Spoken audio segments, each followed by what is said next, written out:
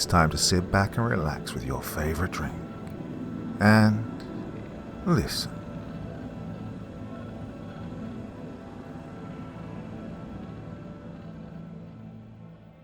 If you're near Rocherster Heights, I need your help.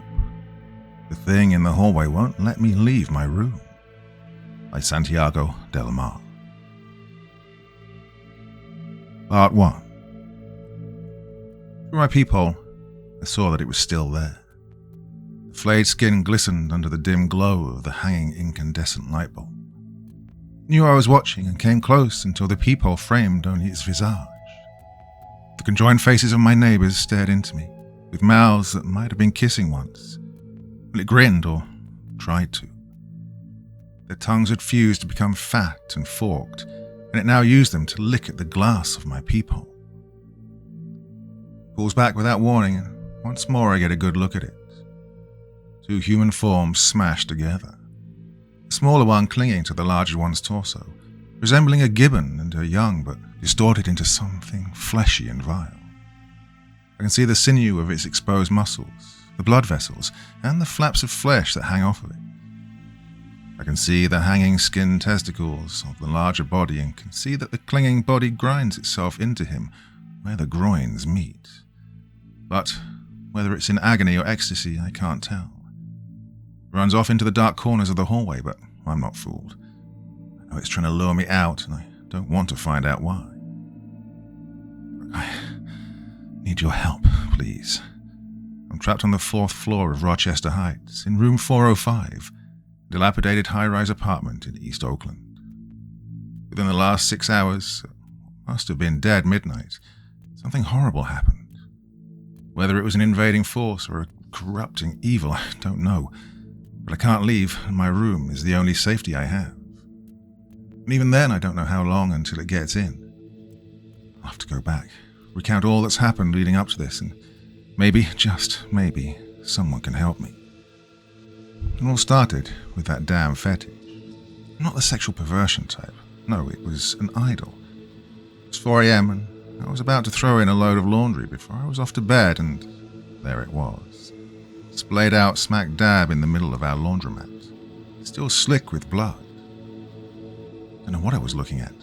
Some spindly thing strung up to a wooden crescent frame. With each passing second, more of its form registered in my mind.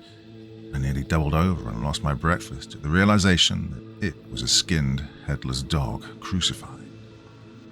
The cops were called, and it was found out that the new cameras, which were touted by management and used as a justification for yet another outrageous rent hike, was nothing more than a deterrent.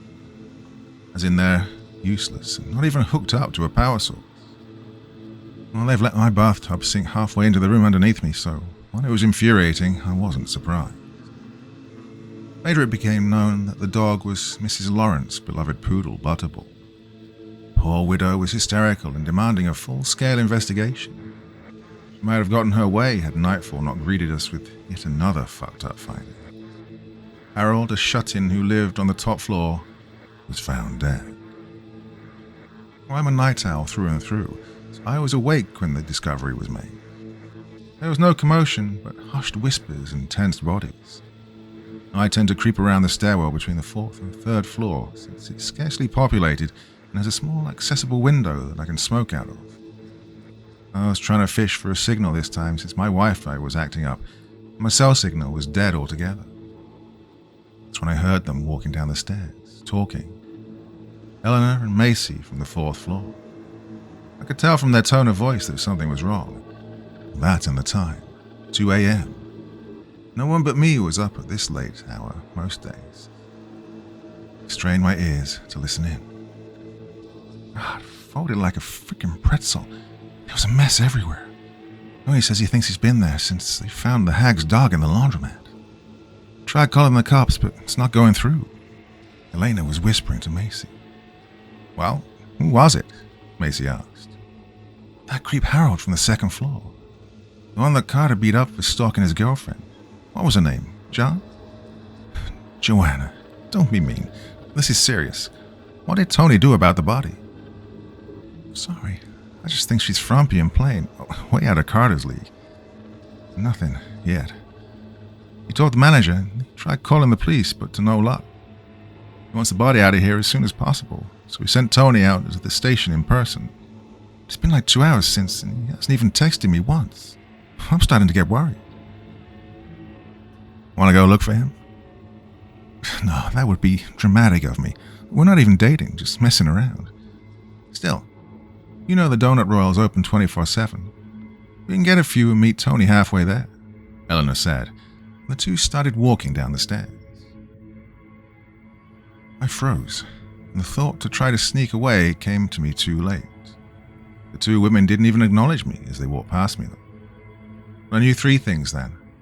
That Eleanor is fucking our maintenance man, that I'm either invisible or detestable enough to be invisible, and that Harold was dead. Well, I wouldn't know it then, but I'd learn later that night that this was just the beginning of a nightmare. Finished my cigarette and sulked back upstairs, still unaware that anything was wrong. I should have paid attention more to my surroundings during my trek because I'm certain by then it had started. I only picked up on the fact that every light was dimmer, not by much, but enough for it to be noticeable. I went back to my room, bolted the door, tried getting my laptop to connect to the internet again. The only 2 pages that loaded up were ones I'd already had open before the Wi-Fi shut out. Reddit and a random porn site that only played a very low-quality section of a video I was trying to get off to. I wasn't cutting it, so I decided to use my imagination, but after 15 minutes and a cramped hand, I decided to try to settle in for an early night. I gave it up after 45 restless minutes and pressed my ear to the wall next door. The couple there, Joanna and Carter, were young and hot-blooded fucking all hours of the night. I'd often got off to the sounds a few times. Sometimes they went at it around the communal building spaces that they thought were empty late hours of the night. I caught them a few times, but it was never reciprocated. They'd finish and sheepishly walk away and were none the wiser of my presence. Now they were quiet, except for the natural shifts and breathing that came with sleep. I wondered if they knew Harold was dead. I wondered how they'd react when they found out. I wasn't there for the supposed blowout between him and Carter, but I'd heard about it. Macy and Elena loved to gossip above my smoking spot. I think Harold caught them like I had, and the poor fellow, trapped within the cage of his delusions, confronted Carter. Everyone knew he had a thing for Joanna. She was too polite or sympathetic to ever be stern with him. So he must have interpreted it as reciprocation, and it ended with him getting stomped out and the residents being quietly grateful for it. Poor Harold. In his mid-40s and living with his geriatric mother because he was too messed up in the head to go anywhere else. Mary was her name, I think. And then, I felt a horrible tinge of guilt. Did she know of her son's death? Where was she? I hope she had her mind completely slipped away tonight so that she couldn't comprehend what had happened to Harold. I used to fear ending up like him the most, but that was before tonight. Sleepless and frustrated, I felt the ache for another cigarette, so I went for a smoke. I wondered why no one else was freaking out about his death, or why it was being kept secret. I didn't consider it until then, but if he was dead and he truly died in such an agonizing way, who had done it? Were they still around? Cold sweat trickled down my face at the question, and I felt compelled to turn around and head back to my room. After 2 more steps, I decided to do just that, but something was off. The hallway was darker now, much more than before, and the air was cold in a way that's hard to describe. Its bitter, chilling piercing straight into nerve and bone.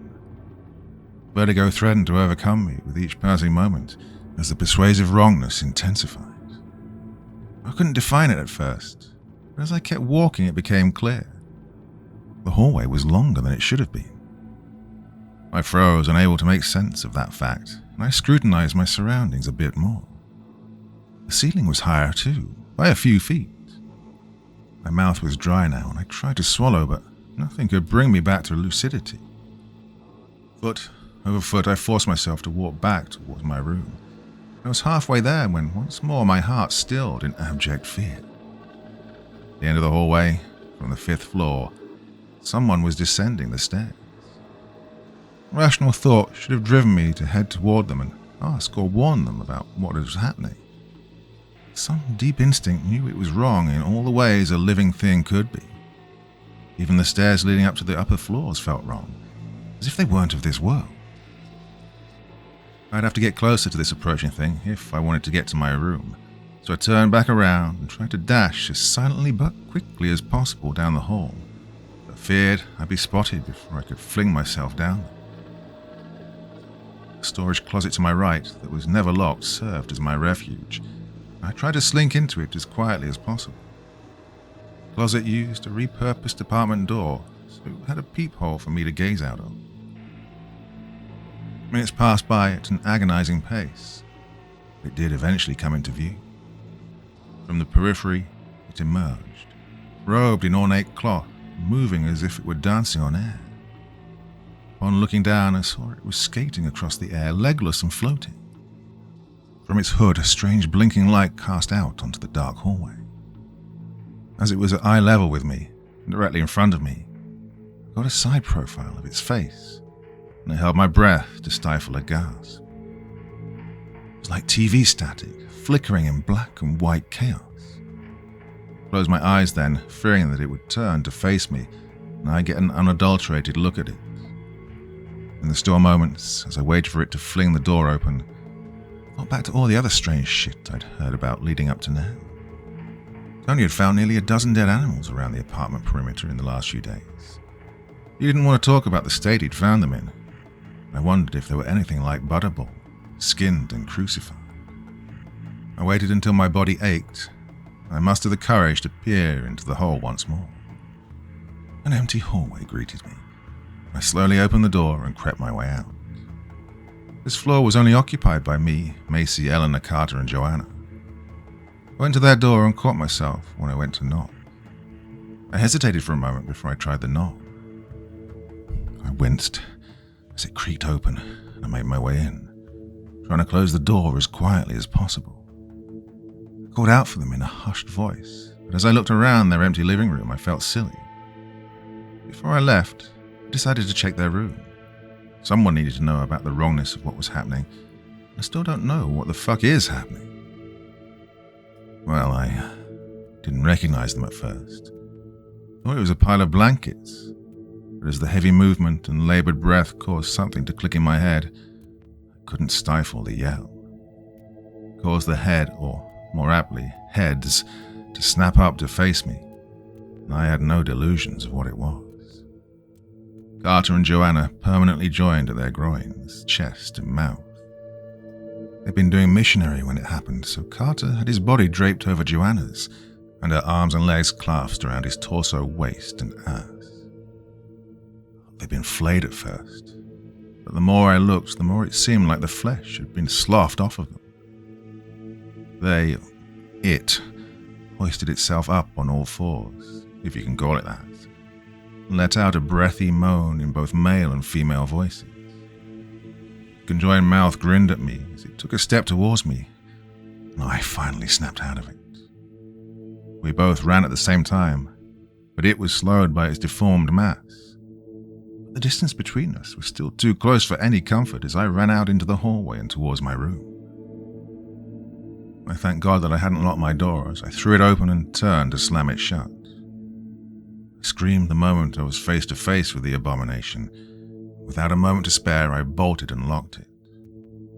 Tried the knob a few times before it resorted to gentle taps, and then deafening pounding, and then silence.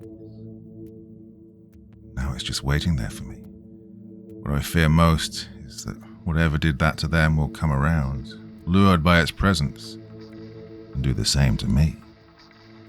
It's been hours since. The sun hasn't risen.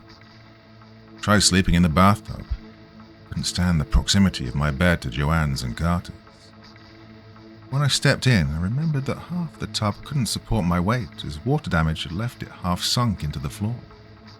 So I went back to the living room, saw my laptop still sitting there with this web page open. Please, if anyone can help me or has any ideas, now is the fucking time. I don't know how much longer I have left. Just now I decided to peer out my window and was greeted by Stygian darkness, but what really scares me is the few breaks in it. Occasionally lightning flashes across the sky and illuminates the world below, a lifeless sand sea. Lightning cut through in brilliant flashes, stained by black and white patterning, like TV static. Part 2. Well, lots happened since last time. I haven't slept since, and Joanna and Carter are still prowling the hallway, fucking with me. I can only guess that whatever warped their bodies also twisted their minds. I thought I was screwed, but then I was reminded of the bathtub. I went to it, my pack filled with a few bottles of water and my laptop. The landlord and management have known about it for 6 months now. Water had seeped into the walls and started to rot away the floor, so much so that the bathtub's far end was noticeably sunk. When I showered, I hugged the drain end, fearful that my weight would cause it to fall through the floor. Now I went to that end and stepped in. It sagged and groaned with my weight, but held, so I started jumping on it, landing with as much force as I could muster, until on the third try the floor gave way and I went with it. I landed badly, cracking my side across the outer rim of the tub, and had the wind knocked out of me, but I'd done it.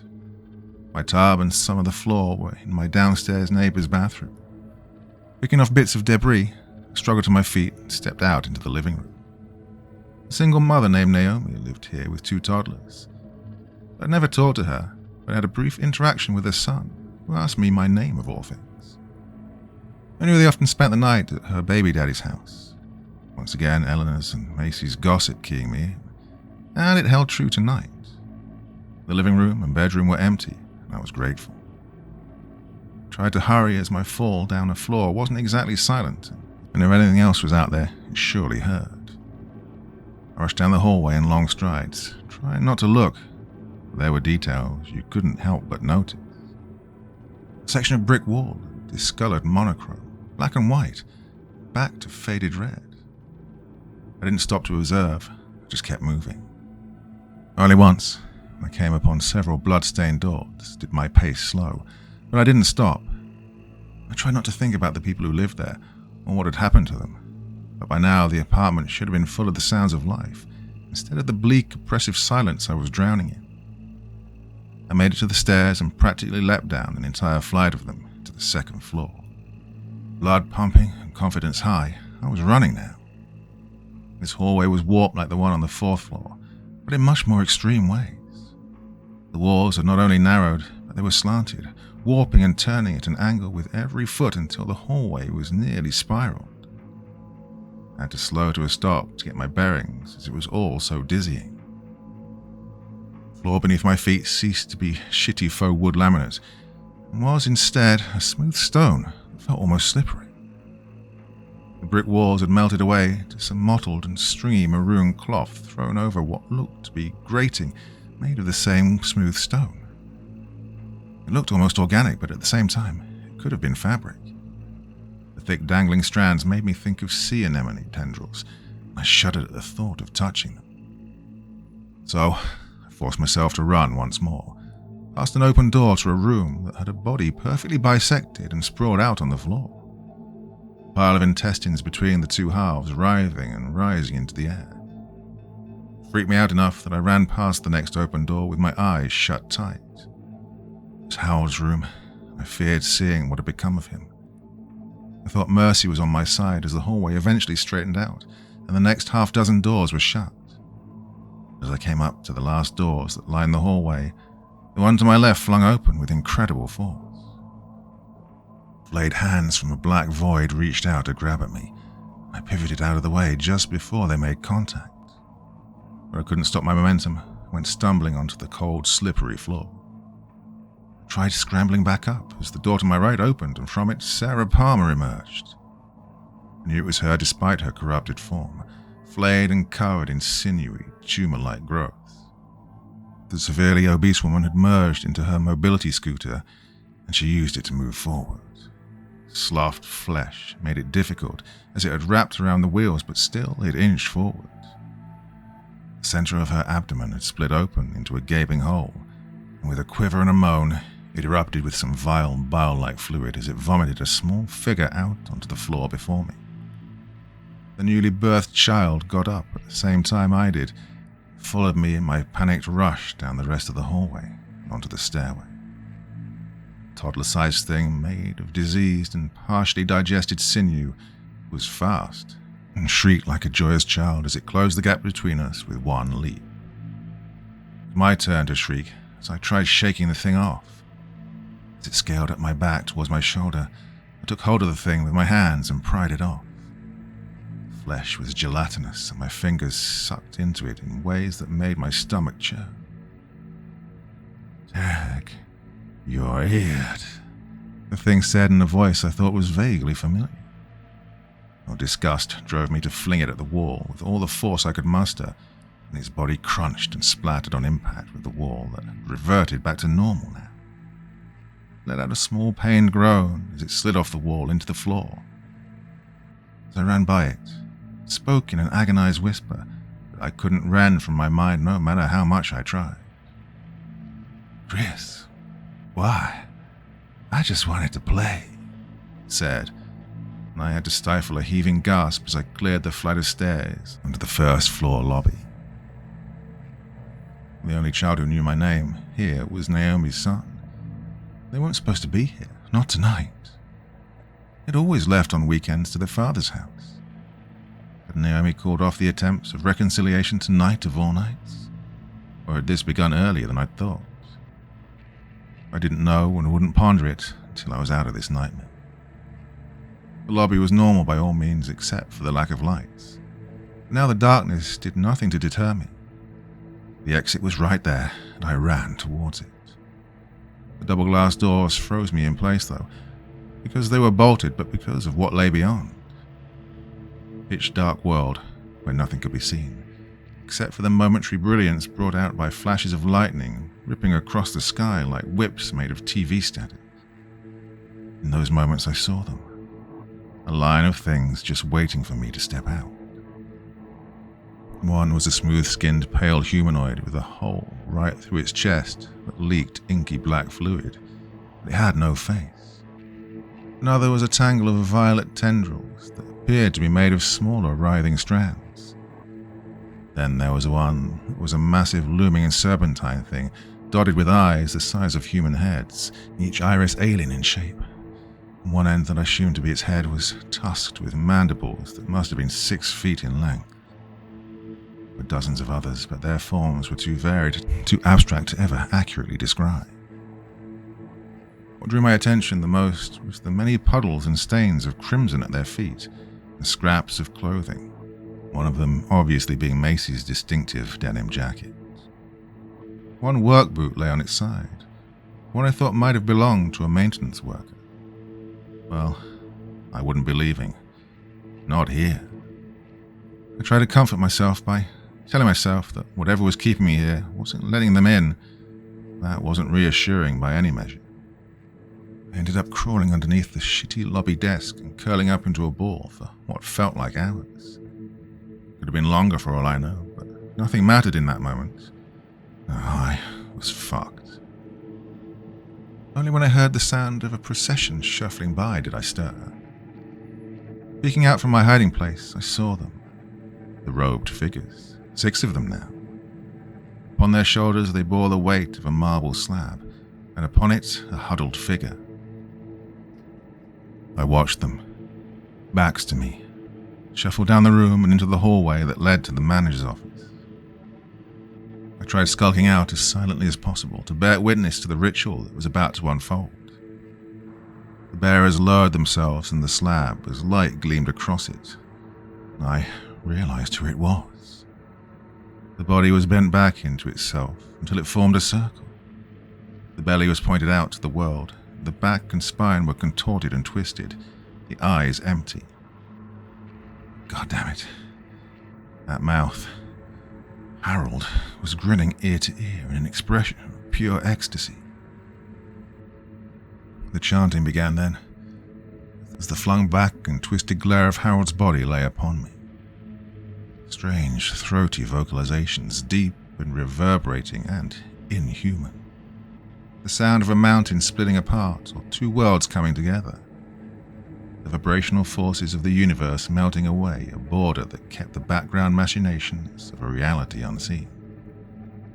Somehow I knew this, that we'd been pulled into this nightmare, but by what or who I still didn't know. They continued the humming chants until the space in front of them began to ripple like water. When they ceased, so did the distortion. Half a heartbeat passed before it shattered, like glass, and beyond it a massive eye. I flinched, hoping it didn't see me, but if it did, it must not have cared since it retreated back into the darkness before it hauled itself out. The spindly, arachnid leg, covered in jagged angles and spines, stepped out, followed by another and another, till a towering, pinwheeled monstrosity of legs and appendages emerging from a central core stood before the cultists. An eye with concentric pupils was at its center, and the rest of it radiated out like a sea urchin. Every aspect of it told of the agonies it could inflict. It looked like the pain incarnate with the sheer amount of sharp corners and serrated spines. Every inch of its being was meant to cause harm, and the longer I looked at it, the more detail came to me. Hooked and scythed ends, tendrils laden with hungry, gnashing mouths. The thing that stood out the most, though, was the way it distorted the space around it. It was within a confined space as I gazed upon it. It seemed to expand the air around it so that some hidden aspect of itself could be felt. This was a part of a much larger whole, and I got the impression that some massive hands on a cosmic scale held this thing out before us, yet they were one and the same. I looked away, wanting to gaze upon this abomination, this emanation of pain any longer. It spoke in an alien language then, a sound so vile like a rusty nail being dragged along my eardrums and corneas. But I understood it. Unmistakable gratitude. I slunk back into my hiding spot and waited for it to be over. Waited for them to leave. And they did, moving through the hallway, past the stairs into the basement laundromat and into the community room. Well, it's been hours since, and they've still not emerged. I took the time to try to silently rummage around in the manager's office. Next to a pile of fine pulp of flesh that still had Mr. Roderick's weeping face, our landlord, there was an axe. I picked it up, knowing it would be of no use to me should I face these cultists or the pain entity. What I did know is that Harold had a role to play in this, some way or another, and that his room was just a floor above.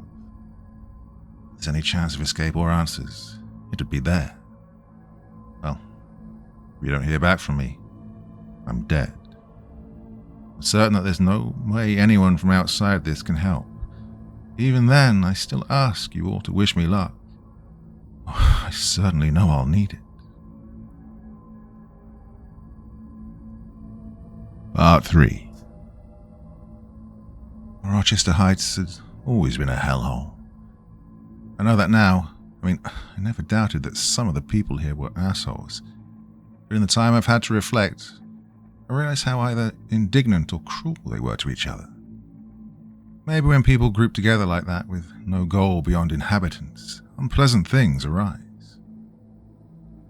Well, I lamented once that to them I was nothing but a sulking shadow only half remembered. Once my landlord had forgotten I even lived there and sent Tony to get the place ready for a new tenant. Now I'm not so sure I mind as much. Being one of the forgotten ones might have saved my life. I was ready for the horrors of the second floor hallway now, meeting the grasping hands with an overhead axe swing that nearly severed one hand at the wrist. Pulling back, I used the butt end to smash away another grasping hand until I could slip past them. Sarah Palmer was next, swiveling around in her mobility scooter to face me, but it was too late. The heel of the axe sunk into flesh soft as putty, and as I yanked the axe loose, half her face sloughed off. I heard her chuckle as I ran past. Something was burning in me. God, even if I died here, I had to know the what and how of Rochester's descent into madness. Harold's room door was still ajar, and I made sure to bolt the door the moment I ran in. Only then did I slowly turn around. Thought it was graphorrhea at first. I'd read about it one late night, a disorder most often associated with schizophrenics. The incoherent ramblings, written and spoken. The living room floor and adjacent floor contained countless sharp-edged sigils and glyphs. They looked occultic in their configurations, but the actual characters themselves were completely foreign. Dead center was free of the scroll, but stained with brownish red blood. I knew it was where Tony had found Harold's body. There was a journal left on the coffee table. Flipping through, I confirmed that it was his. In the few minutes I had in that room, I didn't have much time to really understand its contents. And though I still have it, and I've spent hours since poring over it, I've only been able to come up with a rudimentary understanding of what Harold was onto. I'll summarize here the best I can. Harold moved back in with his mother after an episode that cost him his job a year prior. They lived off her social security checks, and he deeply resented her for her advanced age. Every day she'd wake up with less of her mind intact. He was also having issues with extreme sexual frustration and began clinging delusionally to Joanne's politeness as a signal that she wanted him. The confrontation with her boyfriend Carter was the breaking point. It wasn't the reason why he did all this, but was the final straw. But he had reason to resent everyone here, and he detailed all his grievances, big and small. I learned then the difference between being someone pushed to the wayside but still scrutinized with an eye of assumed threat like Harold, and being forgotten altogether like me. In his pages upon pages of detailed slights, never once did my name come up. My existence failed to register to someone who was uncomfortably similar. It made me feel bitter. I don't know why. Then there was talk of what he dubbed the background world. I still don't quite understand what it is and its purpose, but that's the thing that ties this all together. I'll let Harold explain in his own words. I first saw it in a dream, then a vision. It started with a tusked worm taking a bite out of the thin air, and like a scalloped finger, it peeled back what I thought was real to show me the machinations that ran behind what could be seen. Two places within the same space, but never allowed to touch or interact. As above, so below, and from below to above. Everything is mirrored. If it exists here in our lair, it exists below, within the background world. That was the first rule it told me. The most important for creating an interstice where we can finally meet. The second rule is that for an otak to touch the human domain, something must be offered to it. A life or part of one. Most often, the offering is someone else. The greater the offering, the more an otak can manipulate the human domain, as long as it's within its sphere of influence. The most powerful offerings are oneself, the year of your life, or the greatest joy you'll ever feel. The greatest offer one can make to an otak is your own life. Oh, there's more. He mentions that the otak he's in contact with is one that operates within the sphere of agony. Pain is its domain, and Harold knew pain better than most. The best I can piece together is that somehow he came into contact with this entity. Maybe it preyed on him for being vulnerable. Maybe its influence scrambled his thoughts. Or maybe what he learned was too much for any mind to bear without consequence.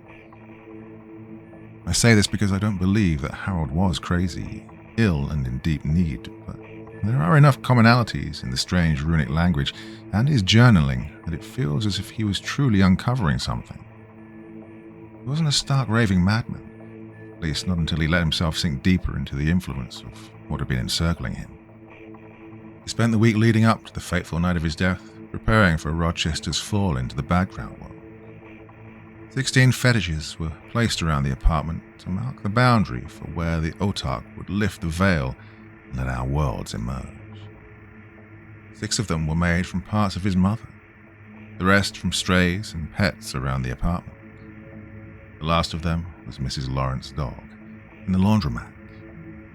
Mirrored above and below, even if they were removed, they still created something in the background world that sanctioned this hell. Harold lamented that he never placed one in the basement below it. And that was my chance. Maybe, just maybe, the building was only partially within the interstice, and if I could make it to the second basement and emerge, it would be into the outside I'd always known. Or maybe I'd step right into the background world. Regardless, I had no choice but to try. I scrounged around the apartment and found that Harold was a very heavy drinker with a taste for cheap vodka. I fashioned 5 Molotovs with what he had and started the trek back down to the first floor. Stepping into the hallway, I was greeted by them, the conjoined, endlessly fucking monstrosity that had started this. I greeted them with a sprinter's launching bolt and an axe swing. The sight of Carter's and Joanna's faces took the blow, and though the flesh came away in a huge chunk, and I heard the clinking of teeth splattering across the stone floors, they didn't even flinch.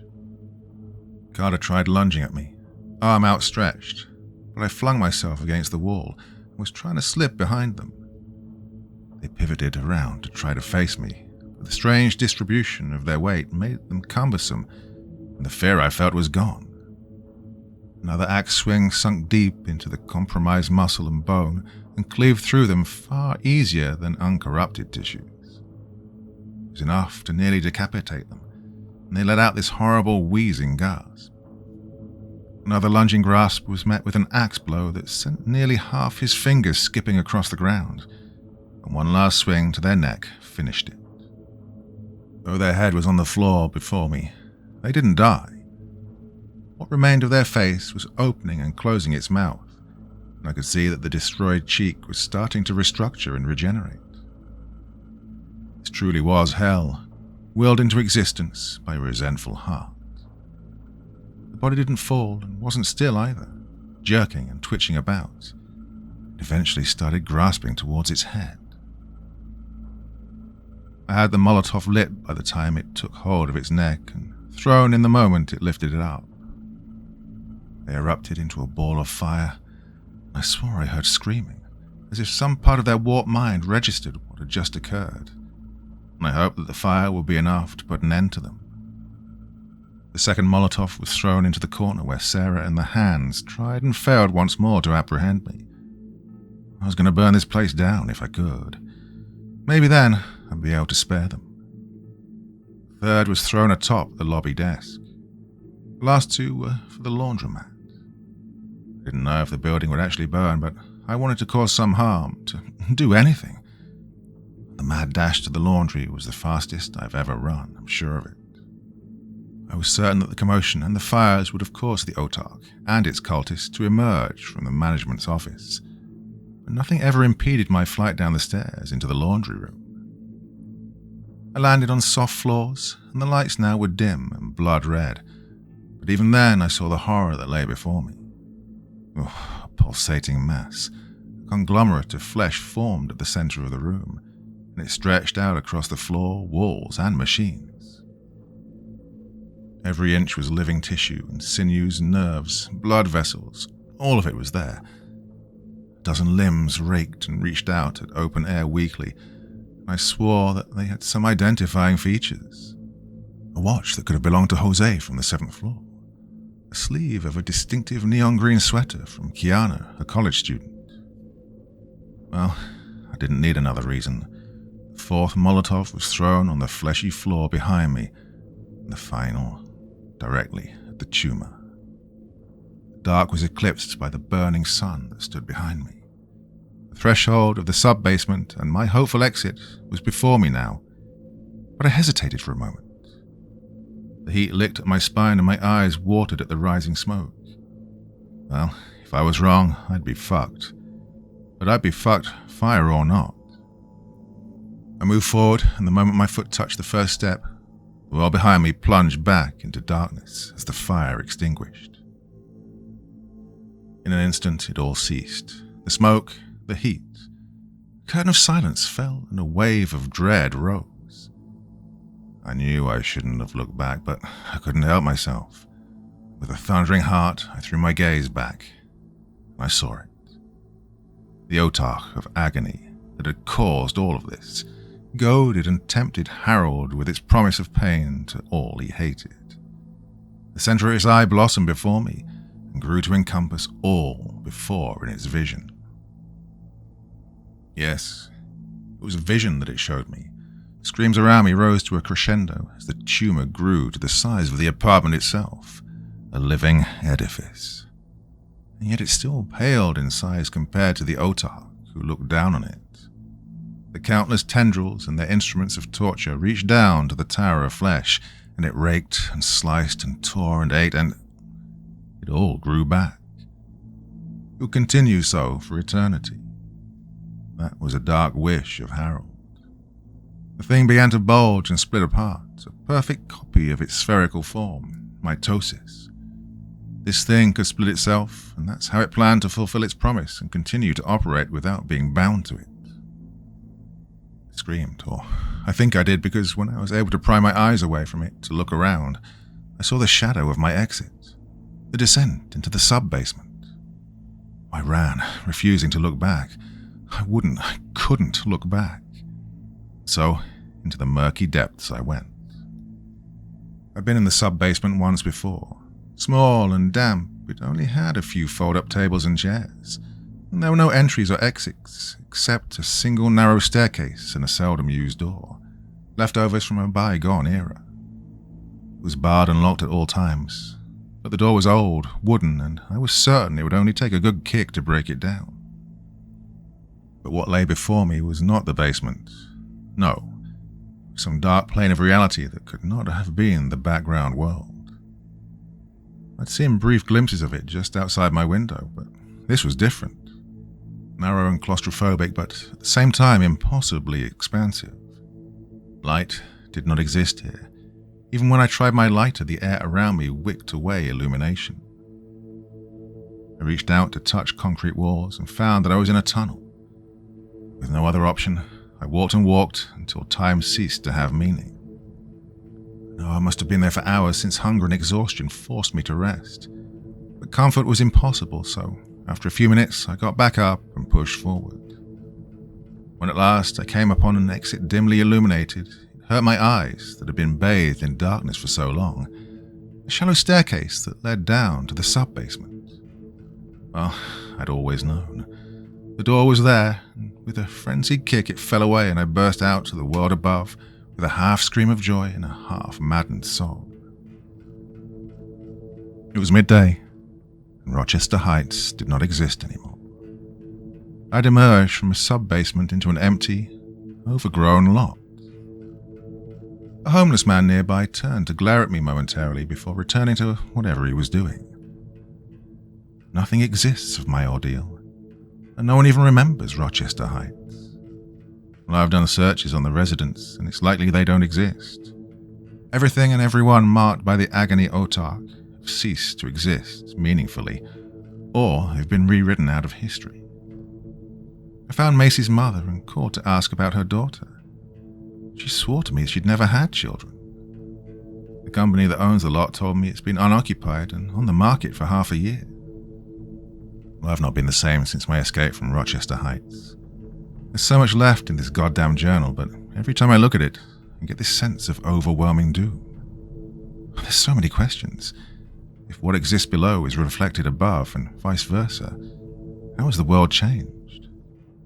Now, as I speak, there's a tower of flesh that rises high above the world below, and it casts its long shadow into the world above. I shudder to think at how it will manifest. I know Rocherster Heights has cast its shadow over me, darkened my heart one way or another. People there didn't deserve what happened to them, and Harold deserved better, but in hatred or love, their gaze eluded me. Once I resented that, but now I can find solace in it. The nightmares will never end, and I will never be okay.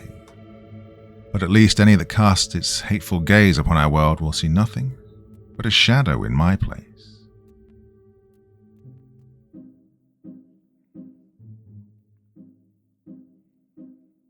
Well, it feels like quite a long time since I did one of these nightmare, everything turning to crap, beings from another world dominating our plane of existence kind of stories, and I thought that was a lot of fun. Yeah, you might have heard Mr. Kitten meowing away at some point in the middle of that. He just would not shut up while I was doing this recording. He's fine, by the way. I mean, long-term listeners to the channel, I've spoken about Mr. Kitten for a while, but yeah, he's doing okay. He's 11 years old now. He's in good shape. He's going to be around for quite a while longer. So yeah, all those of you who watch the introduction sections to the stories, you might see a cat prowling around in some of the artwork and some of the animations. Well, that's him. That's Mr. Kitten. Long-time friend of the channel, apart from today when he wouldn't stop meowing. Well, that is enough for Monday evening. Yeah, crazy busy at work at the moment, but glad I got this story done. Back again with lots more in the coming days and weeks, as always. Till the next time, my dear friends, wishing you all a very, very sweet dreams, and bye-bye.